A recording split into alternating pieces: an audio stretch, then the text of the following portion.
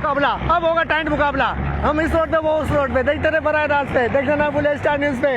ये होगा शानदार मुकाबला, देखते रहे स्टार न्यूज पे। समीर खान नियाजी आप दोस्तों के साथ, हम 75 वाले हैं और वो 65-81 वाले हैं। देखते रहे स्टार न्यूज पे, समीर खान नियाजी। आ जाओ आ जाओ आ जाओ आ जाओ, come on come on come on come on. Wow wow, okay okay okay okay. मनोरंजन में बड़ा राज देखते रहे स्टार न्यूज पे। शानदार मुकाबला, शानदार गाड़ियों के साथ, शानदार ड्राइवर और शानदार गाड़ियां, वो होता है मुकाबला, सुपर पावर सुपर मुकाबला। स्टार न्यूज पे देखते रहे मनोरंजन में। कौन किससे आगे जाएगा वो अभी वक्त बताएगा। देखते रहे स्टार न्यूज पे, समीर खान नियाजी आप दोस्तों के साथ। Come on driver come on. Wow wow, मजा आ गया।